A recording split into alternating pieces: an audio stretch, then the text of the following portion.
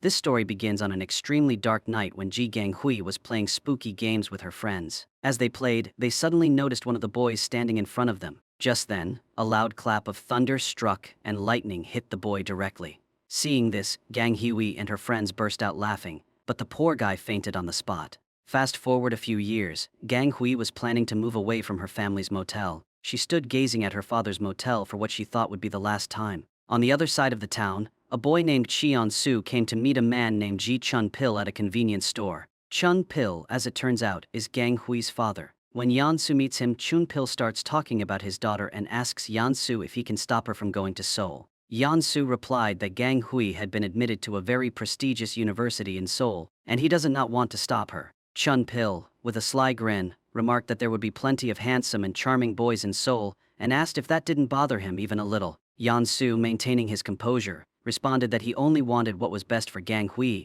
and wouldn't stop her. Regarding the handsome boys, he added that he couldn't do much about that since he was just her friend and nothing more. Chun Pil chuckled and commented that Yan Su was just as stubborn as him, mentioning how he used to pester Gang Hui's mom and how his daughter seemed to have inherited his personality. After that, Chun Pil attempted to give Yan Su some money, asking him to pass it on to Gang Hui since he was her friend. However, Yan Su politely refused, saying it would be better if her father gave it to her directly. But when Yan Su received a phone call, Chun Pil took the opportunity to sneak the money into his hand, patted him on the back, and left. He told him to just hand it to her, and that they would talk more later. Yan Su gets a call from his friend inviting him to a cafe to relax and play some games. He assures them he'll be there soon. However, after stepping outside, he resumes his conversation with Chun Pil and asks him to wait so that he can meet Gang Hui before she leaves, as she's planning to catch the last bus to Seoul that night. Chun Pil declines, saying he has to meet someone at the motel, and wishes Yan Su a happy new year before leaving. Meanwhile,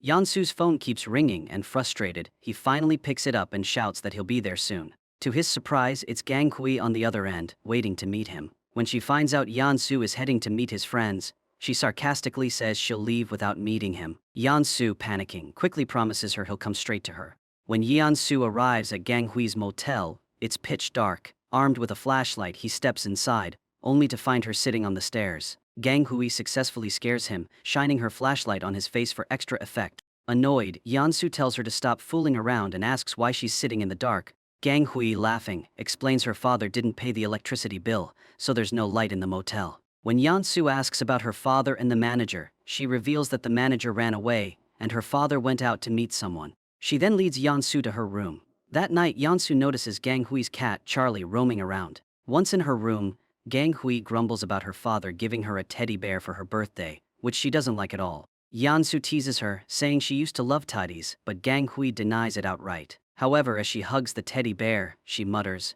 "It's so chubby, just like you," leaving Yan Su smirking at her contradiction. And then, as Yan Su sits on the bed, it breaks under his weight. Gang Hui bursts into laughter and teases him mercilessly. Amid their playful banter, they somehow end up getting really close to each other. At that moment, Gang Hui looks at him and asks if he wants to sleep with her. Yan Su, utterly flustered, stammers and demands to know what nonsense she's talking about. But Gang Hui, being Gang Hui, doesn't stop there. She accuses him of secretly wanting it, and even claims he already has protection on him. Yan Su protests and explains that he only kept it because she was the one who gave it to him, and she even told him that it was free. Undeterred, Gang Hui sits on his lap, kisses him, and confidently declares that she does want to sleep with him. She explains her reasoning. She told him that life will bring many people into their lives, but the first time is always special. That's why she wants to share it with him.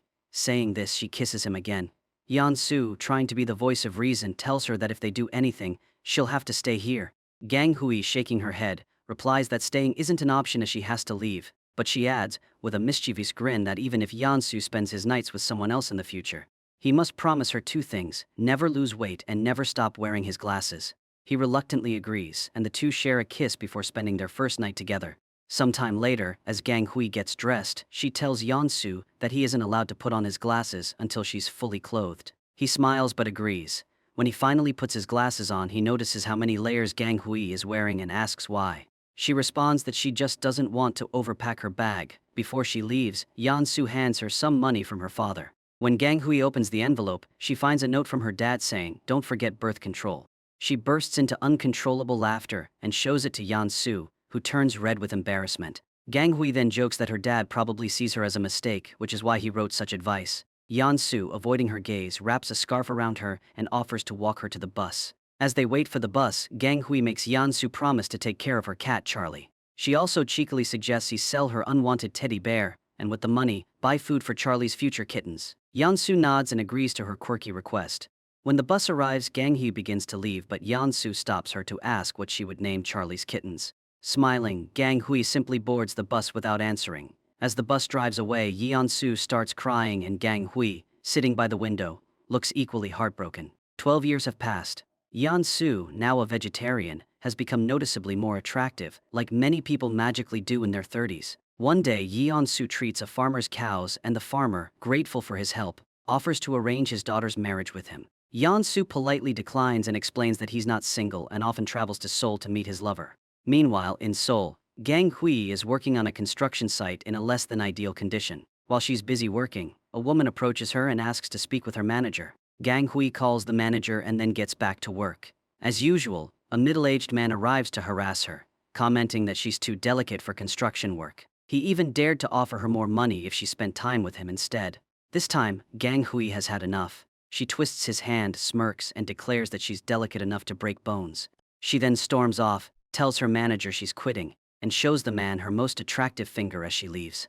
The woman who had been watching this scene stops Gang Hui as she's leaving and asks if this is her first construction job. Gang Hui nods and, while tucking her pants into her boots, advises the woman to keep an eye on her belongings at construction sites. She also warns her to be cautious of the rude and perverted people around.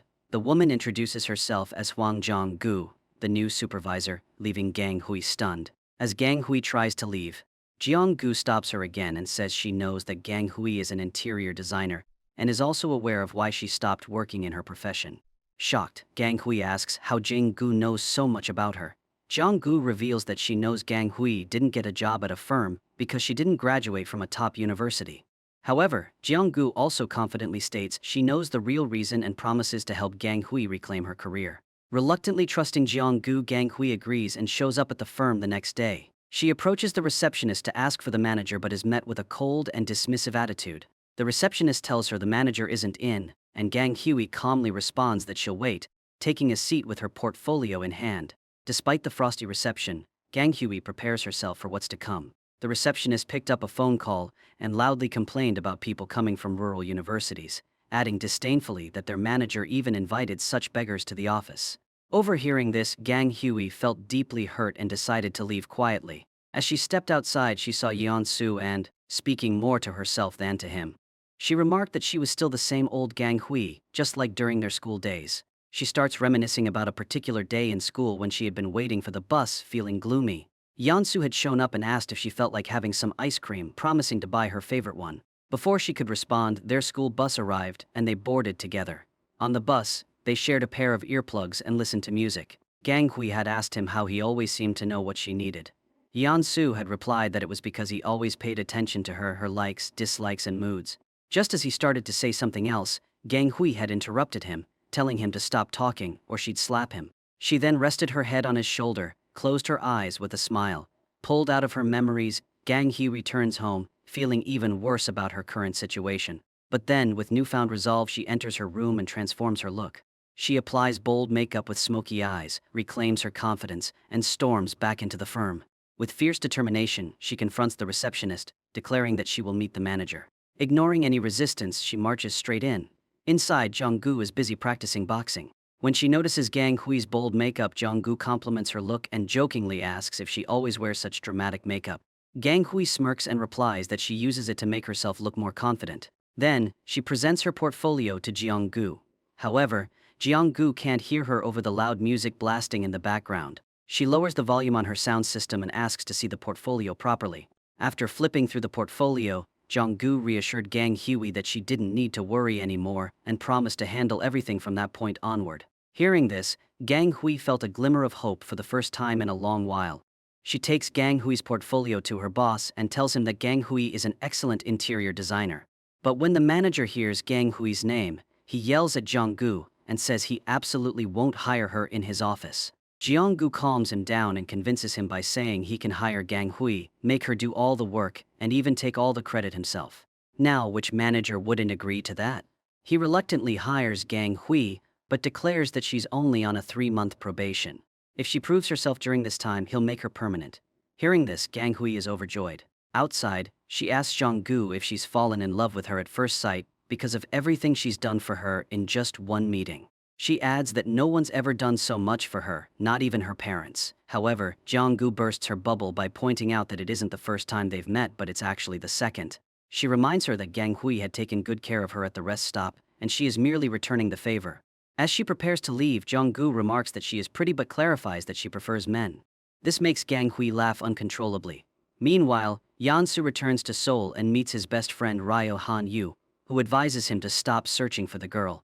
He even argues that it has been 12 years since she came to the city and that Seoul is far too vast to find her. Despite this, Yansu stubbornly insists that he will keep coming to Seoul until he either meets Gang Hui or hears from her. Ryu, exasperated, facepalms, realizing that his friend has completely lost his senses over this girl. The next day, Gang Hui struggles but manages to bring coffee for everyone in the office. However, just as she's about to attend their meeting, her manager asks her to leave the room. Poor Gang Hui is walking out dejectedly when Jong-gu hands her a business card. This enrages the manager, who shouts, "Why is this girl getting a business card?" Jong-gu confidently informed the manager that Gang Hui would need a business card for meeting clients. She added that it would only make sense to take her along to client meetings. She hints him, so the manager, though clearly reluctant, eventually gives in and agrees to bring Gang Hui with him. During the meeting, Gang Hui noticed there was no paperwork being signed and curiously asked if they wouldn't be discussing designs or finalizing things on paper, since that would help understand the ideas better. The manager replied that they didn't do things that way. However, their client, Jamsi Gyeong, overheard this and enthusiastically declared it to be a brilliant idea. He even admitted that they should have thought of it earlier. He went so far as to suggest calling the homeowners to discuss things directly and got on the phone with them. After the call, he announced that the homeowners would arrive in 2 hours. The manager, clearly looking for an exit, mentioned that he had another meeting to attend and couldn't wait that long. Suk Gyeong remarked that he thought the manager's entire day was reserved for this meeting and insisted he stay. At this point, Gang Hui stepped in to save the day, cheerfully volunteering to stay back for the meeting. The manager, grateful for the excuse, quickly agreed and left. After he was gone, Gang Hui began measuring the walls, only to realize that Sik Gyeong was staring at her with noticeable curiosity. Without missing a beat, she asked him if he wanted to sleep with her.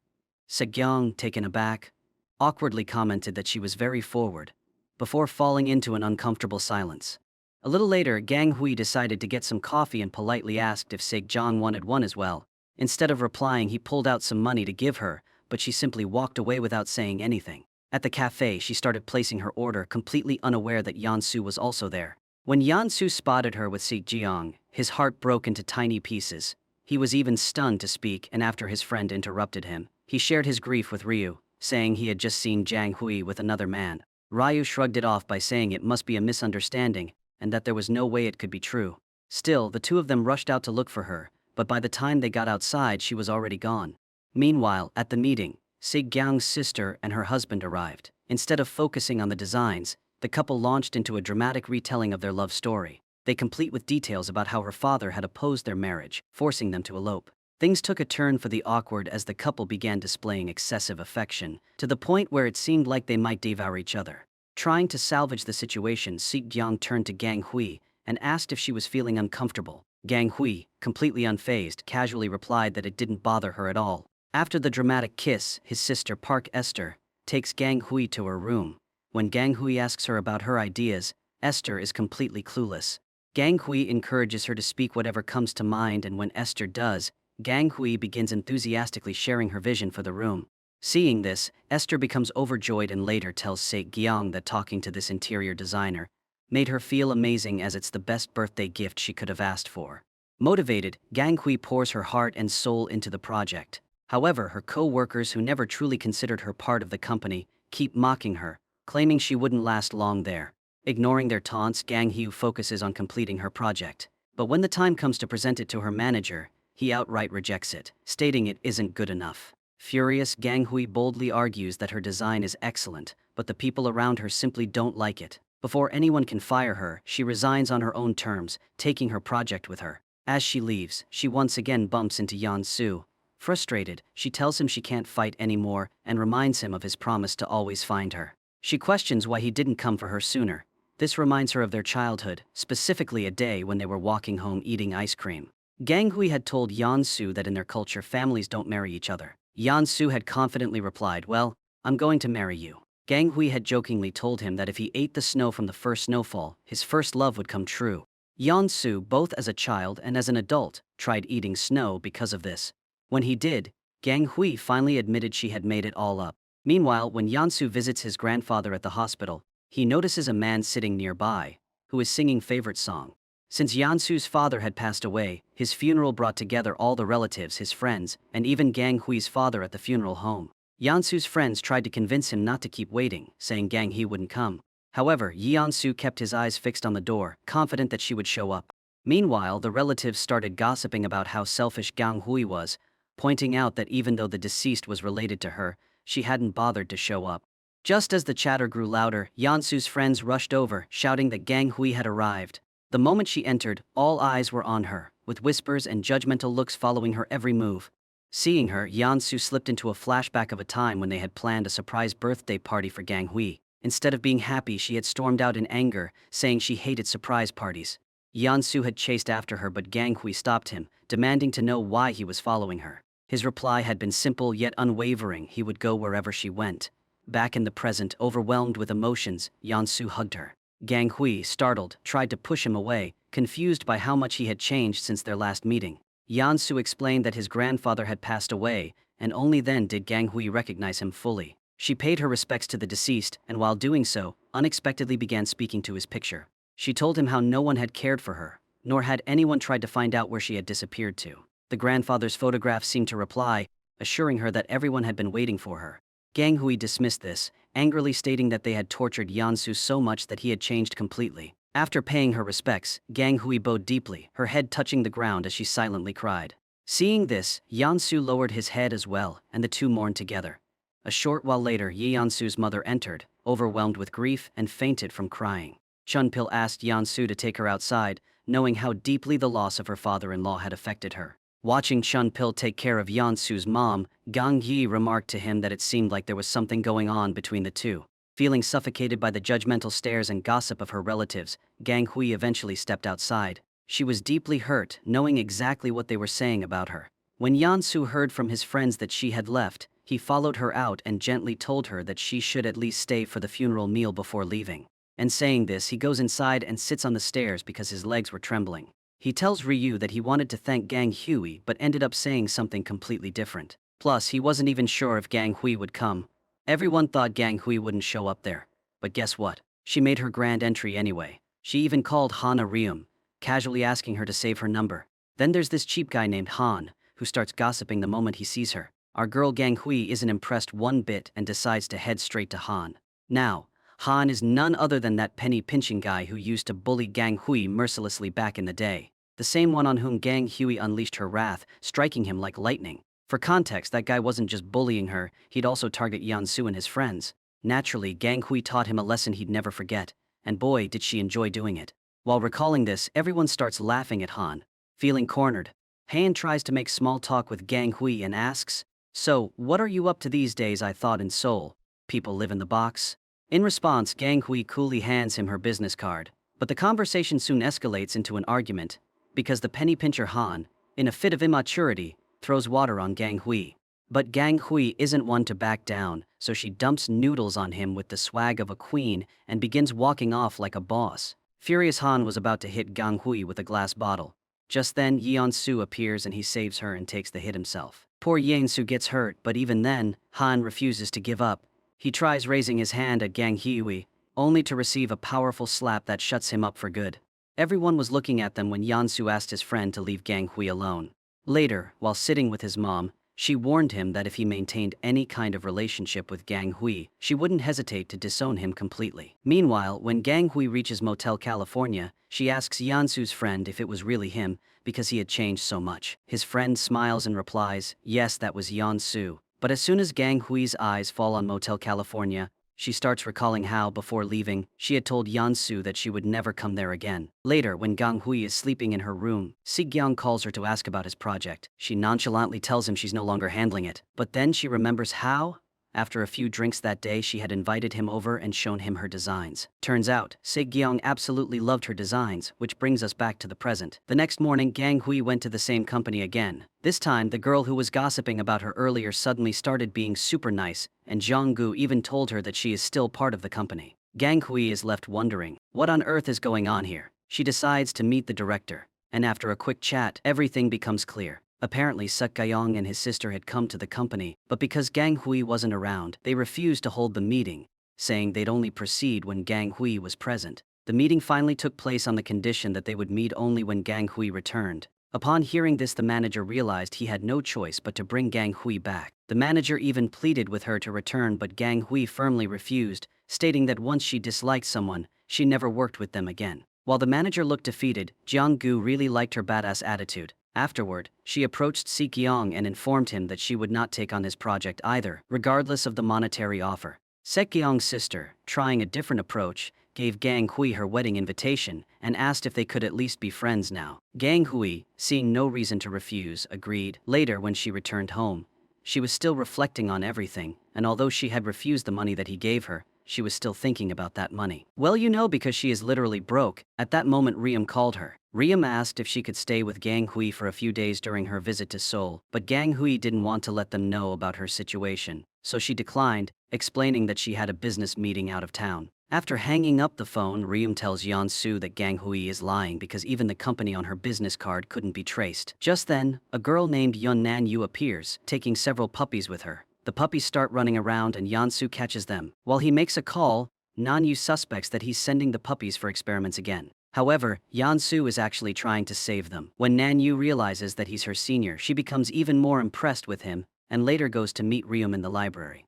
And Nan-yu casually asked Ram if she was her girlfriend. Riem laughed and denied it, but Gang Hui teasingly suggested fixing a date for her to properly thank her. Amused, Riem agreed, and Nan-yu happily thanked her as though she had just won a lottery. Meanwhile, in Seoul, Gang Hui attended the wedding after dressing up. During the event, she found herself daydreaming about what it would be like if she were marrying Yeon-soo. She even imagined him walking toward her in a wedding suit. Snapping back to reality, she congratulated Suk-gyong's sister at the wedding. Later, when she saw Jeong-gu, she approached her. Jeong-gu tells her that she really liked Gang Hui's attitude that day, which is why she likes her. To this, Gang Hui laughs and says she thought Jeong-gu liked boys. Jeong-gu replies that it's true, but she only wants Gang Hui to join her in her company, which is why she's calling her, as she has also left that company. Hearing this, Gang Hui can't believe her luck at all. Shortly after, Se-gyong invited Gang Hui to join him at the party, but she declined, explaining that she had other plans. Because like every year on her birthday, father had booked a room for her elsewhere, so she was heading there. On her way, Riem called her again, this time wishing her well.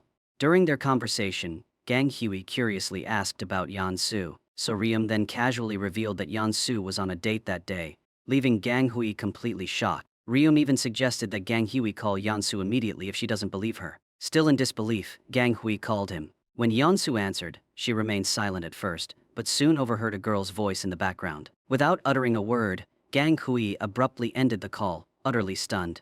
Afterward, Gang Hui calls her father and tells him that she won't be able to meet him that day. Surprised, her father asks why she's saying this, but Gang Hui ends the call and heads straight to a bar, where she starts drinking. There, she sees Se-gyong and asks him if he can help her. She explained that someone treats her like property and she wants to get away from them. Following this, Gang Hui takes Yeon-soo's hand and leads him to the room her father had earlier asked her to visit. But instead of her father, it's Yeon-soo standing there, and as soon as Gang Hui sees him, she quickly lets go of Se-gyong's arm. However, pulling her close, Se-gyong declares that from now on he will take full responsibility for Gang Hui. Looking at him, Se-gyong realizes that this is the same guy. He recalls how Gang Hui's father once revealed that Gang Hui works at a convenience store. Yeon-soo, feeling very happy, begins searching for Gang Hui across several stores. After much effort, he finally discovers where Gang Hui works. On the day he visits the store to see her, he witnesses the store owner yelling at Gang Hui aggressively. The situation escalates to the point where the owner is about to hit her, but just then, Se-gyong arrives.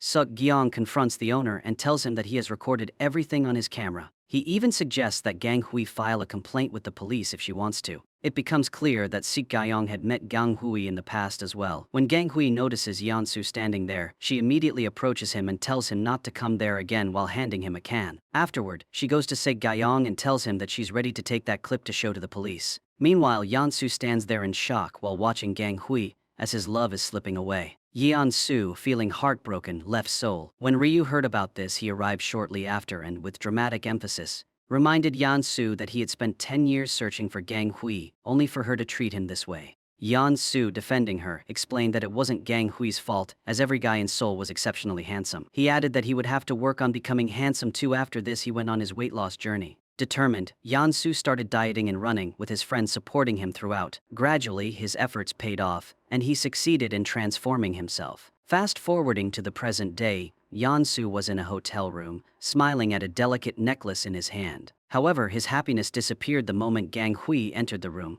holding Sik Gyung's hand. Gang Hui, equally surprised to see him, immediately let go of Sik Gyung's hand. Suk Gyung, oblivious to the tension, introduced himself confidently, claiming Gang Hui as his responsibility. Gang Hui, trying to defuse the situation, suggested that they were in the wrong room and should leave. But Yansu, ignoring her, questioned Sik Gyung if he was the same person he had met 10 years ago. Sik Gyung, now intrigued, confirmed the connection, realizing who Gang Hui was. As Gang Hui tried to walk away, Sik Gyung followed her, asking why she hadn't mentioned this to him, and insisting that she was the same girl from 10 years ago. Gang Hui, maintaining her composure, coldly replied that she didn't like revisiting her past. Suk Gyung, determined to continue the conversation, he offered her his business card, assuring her that he wouldn't bring up the past again but had a great offer for her if she was interested. Gang Hui reluctantly took the card and left in frustration. Later, she confronted her father, accusing him of disclosing their meeting location to Yansu. Despite his attempts to explain, Gang Hui refused to listen. Meanwhile, Yansu found himself reminiscing about their past. When Gang Hui told him how freezing Seoul would be if she went like this and wondered what she would do, Yansu, trying to lighten the mood, confidently remarked that she could always come to him since he would always be waiting for her. The story returned to the present,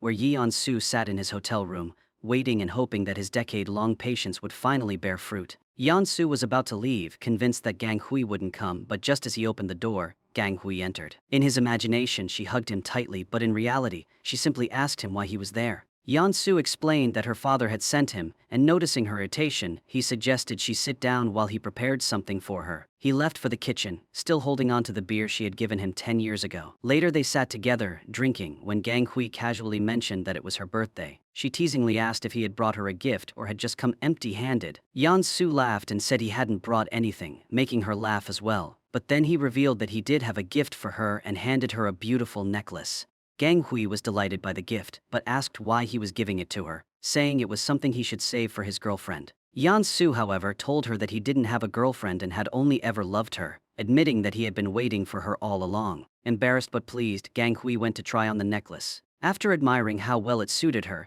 she returned to Yansu, who confessed that he didn't know whether she had wanted to see him or not, but he had wanted to see her, and had been waiting for her his entire life. Hearing this, Gang Hui became flustered and told him not to say such things because her heart was racing. She placed her hands over his ears and told him he hadn't heard anything. However, Yansu gently took her hands and assured her that he had heard everything. Yansu leaned in to kiss Gang Hui, who couldn't resist and closed her eyes. Just as he was about to kiss her, his mother called, ruining the moment. Yansu learned that his mother was at the police station because his stepfather had hit her. While Yansu was speaking with his mother, Gang Hui became lost in her thoughts, imagining how people in the village would judge her if they found out about this. She recalled how Yansu's mother criticized her, saying she had abandoned the village after her own mother's passing. This thought left Gang Hui deeply disturbed. When Yansu returned to her, she gave him back the necklace and told him to stop waiting for her and move on with his life. As Gang Hui began to leave, Yansu warned her that if she left now, he wouldn't wait for her anymore. Hearing this,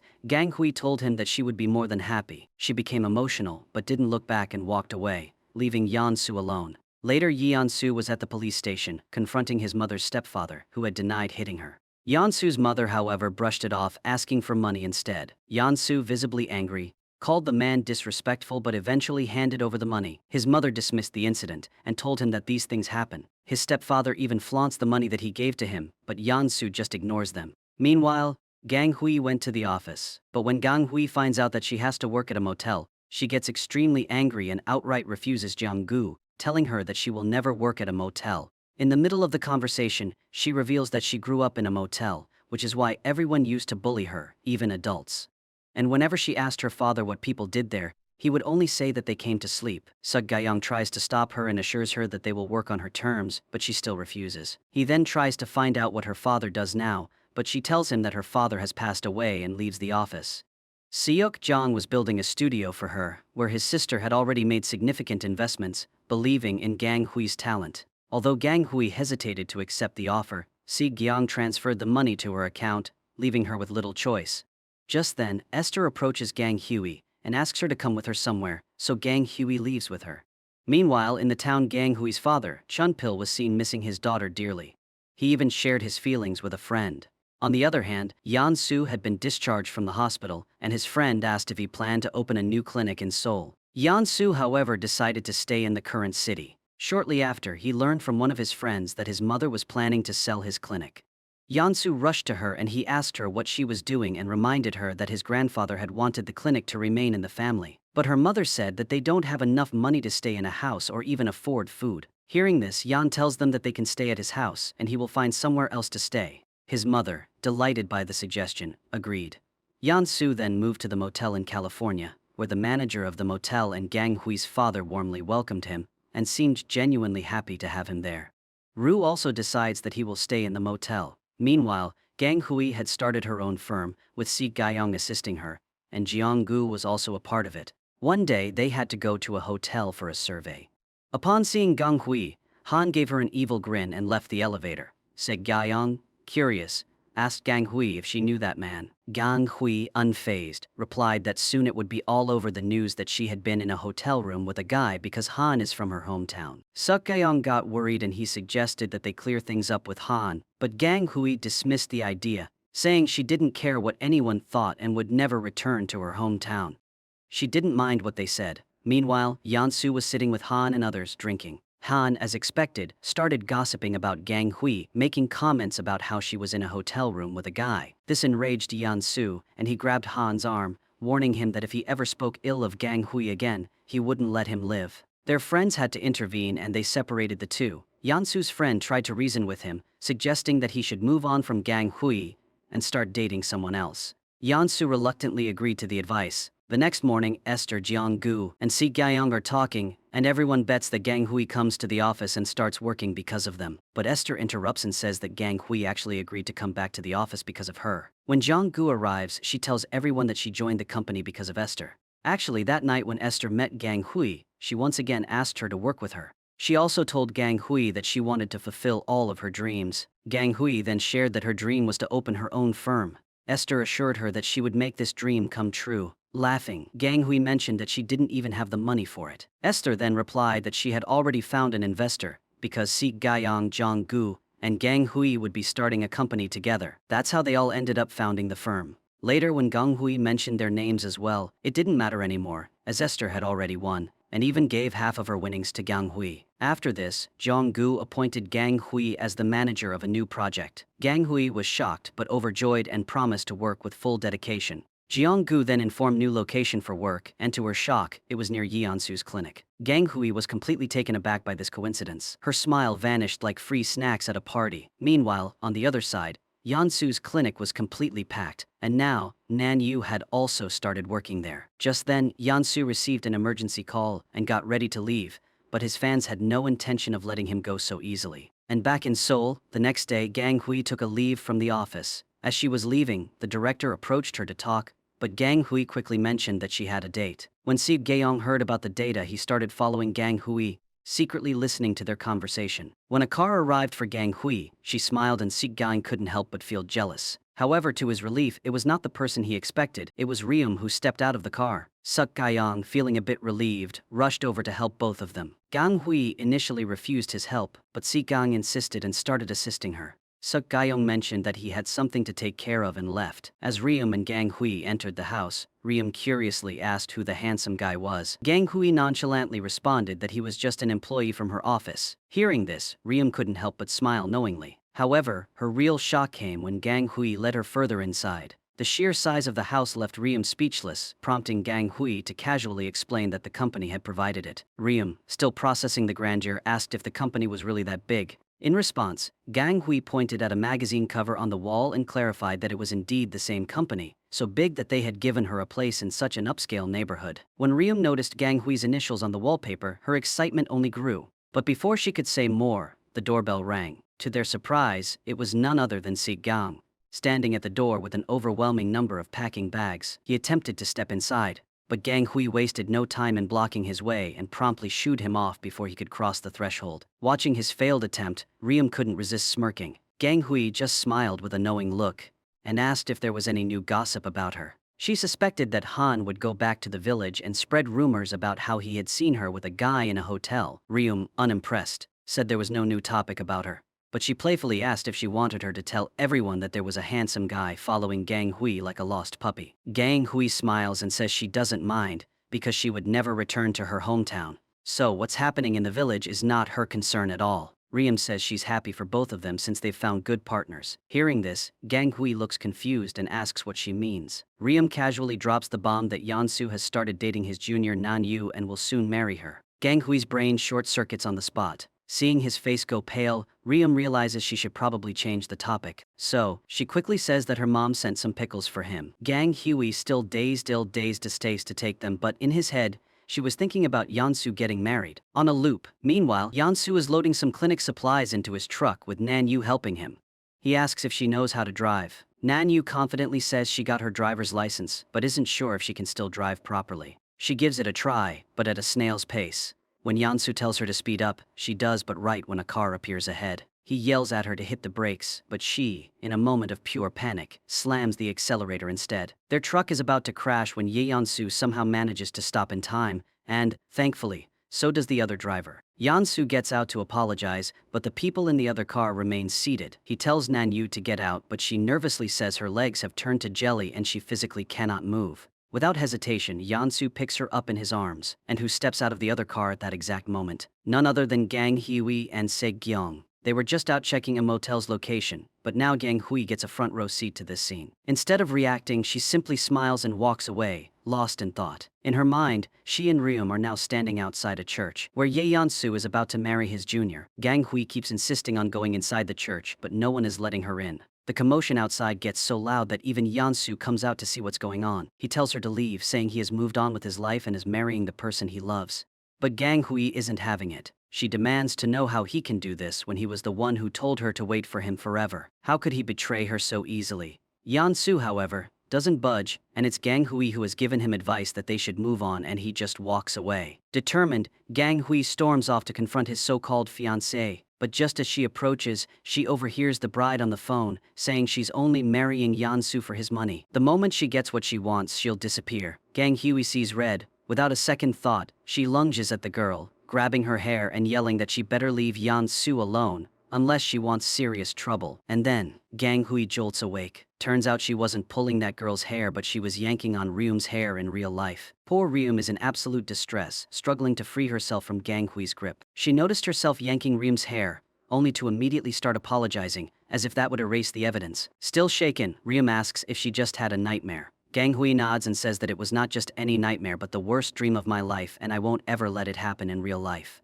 Ryum noticed her distress and pointed out that both of them had now found their respective partners, so it's best to just move on. After having such a terrible dream, she decides that she will not go to her hometown. The next day, she tells Se-kyung that she won't work at that motel, but when she arrives at the office they both find out that Jeong-gu has had an accident. Everyone rushes to the hospital and his condition is quite serious. However, Jeong-gu is only worried about how the motel project will continue, as it was their first major project. Hearing this, Gang Hui, despite not wanting to, says that she will take care of the project. After that, unwillingly she sets off toward her hometown with Se-kyung. While they were talking about the motel, Gang Hui turned to Se-kyung, and she instructed him in her most professional tone not to call her by her name when they were there. Just call me director, she emphasized, as if that would somehow change reality. Upon reaching the location, Gang Hui realized, to her absolute horror, that she was there to modify her father's Motel California. The irony hit her like a ton of bricks. Swallowing her shock with great difficulty, she stealthily made her way inside, where Seok-jong was enthusiastically explaining his project plans to none other than her father. Now,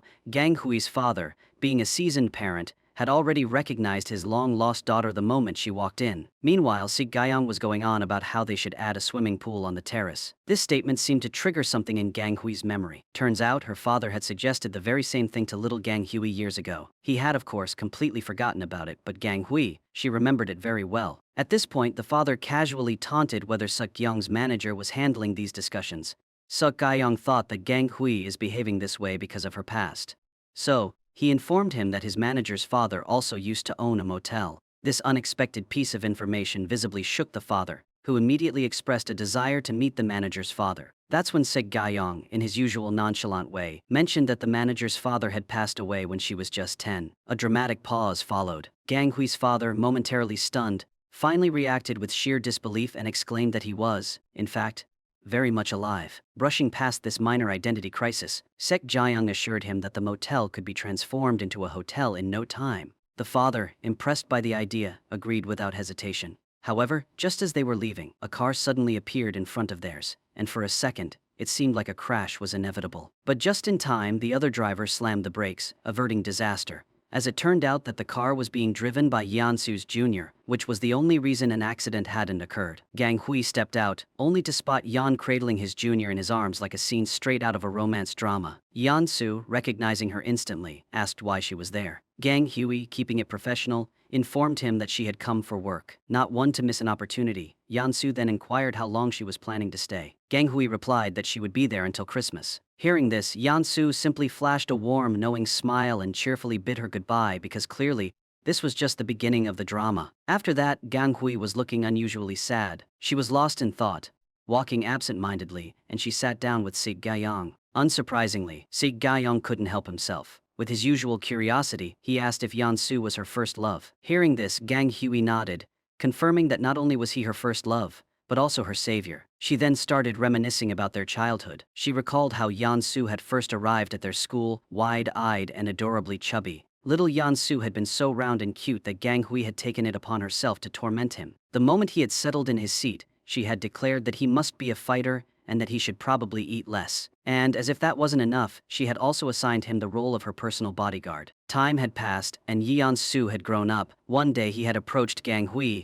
and with all the seriousness in the world, admitted that he knew he wasn't perfect but wanted to ask if he could like her. He had liked her ever since he was 10. Clearly caught off guard, Gang Hui had quickly told him that he shouldn't say things like that and reassured him that he was already amazing as he was. That was all it had taken for Yeon-Su to light up like a Christmas tree. Fast forward to the present, Yeon-Su arrived at Motel California under the assumption that no one knew Gang Hui was there. The poor guy had no idea that everyone already knew. Meanwhile, Riem was sitting in the salon, listening to a group of ladies excitedly gossiping about Gang Hui. Annoyed, she finally snapped at them, pointing out that Gang Hui had a respectable job now, and that they really needed to find better things to talk about. At the same time, Sik Gyeong and Gang Hee were struggling to find a place to stay. After several failed attempts, Sik Gyeong casually suggested staying at Motel California. The moment Gang Hui heard the name, she rejected the idea faster than a cat avoiding a bath. And so, their search continued. Meanwhile, Yeon-Su's friends were also caught up in the latest gossip session. The subject was Gang Hui's return. One of them, in a very hushed, dramatic tone, claimed that the guy was heavily into drugs. Another chimed in, adding that he was probably her boyfriend. And just to spice things up, a third person suggested that he might have gangster connections. After some time, when Yeon-Su leaves the clinic, he spots Suk Jung's car and starts following it. Gang Hui, who was watching everything from the rooftop, seizes the opportunity and sneaks into Yeon-Su's clinic and starts looking around. That's when she notices two certificates on the wall. One belongs to Yeon-Su, and the other to Nan Yu. Just then, Nan Yu enters, and upon seeing her, Gang Hui immediately recognizes that she is the same girl. While spotting Gang Hui in the clinic, Nan Yu asked if she had come for something specific. Gang Hui explained that she was just there to see her cat. Of course, the conversation didn't end there, because soon enough, Yeon-Su's name came up. With a knowing smile, Nan Wu tells her that Yeon-Su was not only kind to animals but also incredibly gentle with people. Gang Hui was absent-mindedly stroking her cat while listening to all the gossip, clearly lost in thought. Meanwhile, Nan Yu had started recording a video of her. Gang Hui, visibly uneasy, had no idea she was now the star of an unintentional reality show. On the other side of town, Yeon-Su was still following Si-gi. As they drive, Suk Ga-yong suddenly spotted a dog tied up cruelly by the side of the road. Instinctively, he rushed forward to help but quickly realized he wasn't able to free it. Enter Yeon-soo, watching the whole scene unfold like a hero waiting for his cue. Without a word, he grabbed a tool, walked over and efficiently set the dog free. Suk-kyung immediately asked if there was an animal hospital nearby. He was determined to get the dog medical help as soon as possible, and even offered to cover all the expenses. But Yeon-soo assured him that he would take good care of the dog. But then, because curiosity was a chronic condition, he casually slipped in a question: why was Gang Hui wearing sunglasses? Has she been injured? At this, Yeon-soo quickly dismissed the idea, clarifying that there was no injury, and that all the gossip about Gang Hui was completely fake. Yeon-soo then thought that Suk Ga-young is actually a good guy before heading off to take the dog to his clinic. When Yeon-soo was treating the dog, Nan-yu informed her a mysterious lady had visited the clinic, and their cat looked suspiciously happy around her. To prove it, she even had a video. The moment Yeon-soo saw the footage, he recognized Gang Hui instantly. Without wasting another second, he rushed out to find her. Unfortunately for him, Gang Hui was nowhere to be seen, because at that very moment, she was busy spiraling into an unnecessary self-esteem crisis. She thought about how pretty Nan-yu was and how she obviously deserved Yeon-soo more. "I'm just so ugly," she muttered to herself, because why not ruin her own mood? And so, she drank, and then drank some more. As luck would have it, Yeon-soo's friends happened to be nearby and saw the whole tragic performance unfold. Meanwhile, Yeon-soo, still fixated on the video of Gang Hui with the cat, was interrupted by a call from his friends, who informed him that Gang Hui had consumed way too much alcohol and was completely wasted. Without a second thought, he rushed to find her because clearly, saving Gang Hui from herself was now a full-time job. Gang Hui was completely out of it. When Gang Hui saw Yeon-soo, she rested her head on his lap and fell asleep, as if it were the most natural thing to do. Yeon-soo, caught off guard by the unexpected situation, his friends, upon witnessing the scene, exchanged glances and silently agreed that it would be best to leave them alone. Later, Yeon-soo carried an unconscious Gang Hee to Motel California. Upon seeing his daughter in that state, her father immediately instructed those around him to take care of her. As Yeon-soo was about to leave after ensuring she was settled, Gang Hui, still half asleep, held his hand and asked him to stay. A group of onlookers had been observing the situation with mixed reactions. Realizing that they were being watched, Yeon-soo gave them a sharp look, prompting them to disperse without a word. Once the room was empty, he sat down next to Gang Hui. As he looked around at the dimly lit space, he was reminded of a past moment when they had been in a similar situation. Meanwhile, Sik-yong, determined to find Gang Hui, arrived at the police station, assuming that something serious had happened. However, the cop informed him that she was safe and staying at Motel California. The news left him shocked, as he struggled to understand why she was there. Back at the motel, Gang Hui, having woken up slightly, began questioning Yeon-soo. She asked why he had lost weight, had lied to him that he had once promised not to. In response, he reassured her that he would gain it back. She then pointed out that he had also stopped wearing sunglasses. Remaining patient, Yeon-soo simply smiled and told her that he would return to how he had been before. However, after a brief pause, Gang Hui hesitated and then said that he did not need to do that, because she knows that he has found a new girlfriend. Before he could respond, she had already drifted off to sleep again. Sighing, he covered her with a blanket and quietly left the room. Just as he stepped outside, Sik-kyung arrived and he looked confused. He then raised his voice and asked him why Gang Hui is here. He even shouted that no one can touch her without his permission. Yeon-soo remained calm and informed him that the place belonged to Gang Hui and that the man inside was her father. Struggling to process the information, Sik-kyung insisted that it was not possible before suddenly collapsing from exhaustion. The next morning, Gang Hui woke up immediately and recalled everything from the previous night. She found herself overwhelmed with embarrassment. As soon as she stepped out of her room, Sik-kyung, still convinced that something was wrong, accused the people in this motel of lying. He even claimed that they had taken Gang Hui away and that even the police had refused to help. He then insisted that they were now trying to convince him that the entire motel belonged to her. The rest of the household gathered, quietly observing the situation. Before the conversation could escalate further, the manager called Gang Hui for breakfast. Yeon-soo had to leave early for work. Gang Hui did not feel good after hearing this, but she still sat down to have breakfast with Sik-kyung. Just then, at a nearby table, some people were talking about how good a person Yeon-soo was. They also mentioned that he was well settled and earned a good income. For some reason, instead of feeling reassured, Gang Hui only felt a deep sense of sadness. Later, she sat with her friends, but their conversation did little to lift her mood. Eventually, she found herself on the terrace gazing at Yeon-soo's clinic in the distance, lost in thought. At that moment, Sik-kyung appeared and looked at Gang Hui with curiosity, asking what she was doing there. She, unwilling to admit the truth, quickly lied that she was just looking at the sky. Although Sik-kyung seemed doubtful, he chose not to question her further and mentioned that he was going to see the dog. Upon hearing this, Gang Hui immediately decided to go with him. Later, when they arrived at Yansu's clinic, it became clear that Gang Hui's attention was not on the dog. Instead, her focus remained on Yansu. She silently observed how Nan Yu showed concern for him, caring for him in a way that seemed almost unfair to her. To make matters worse, the two appeared genuinely happy together. When Yansu finally entered the room, Gang Hui exchanged a few polite words with him before quickly leaving. Suk Gaiyong, having noticed her reaction, casually remarked that Nan Yu seemed to care about Yansu and that they made a great pair. Hearing this, Gang Hui suddenly asked if he had ever liked someone, as only then would he understand love. Suk Gaiyong caught off guard and he remained silent. Taking his lack of response as an answer, she did not question him further and walked away. Later, she found herself sitting alone in a cafe while eating ice cream. However, she soon noticed Yansu standing outside, as if waiting for someone. A moment later, Nan Yu arrived. The two of them appeared cheerful together, perhaps too much so. Then, Yansu fed Nan Yu ice cream. At that moment, Gang Hui instinctively ducked under the table, as if avoiding the sight would lessen its impact. While hiding, she recalled how Yansu used to bring her ice cream during their school days, and how she had once been the one beside him, sharing those moments. But now things have changed differently. Overwhelmed by emotions, she quickly left the cafe. Sitting at an empty table outside, frustration overtook her, and she quietly muttered complaints about Yansu. She started crying by saying that he was such a terrible person. However, she was not alone for long. A familiar voice suddenly asked whom she was talking about. Startled, she turned around and saw Yansu standing there. Still caught in her emotions, she looked at him and blurted out that he had changed. Well, the thing is, Yeon had actually come to buy ice cream for someone else, and Nanyu happened to arrive there coincidentally.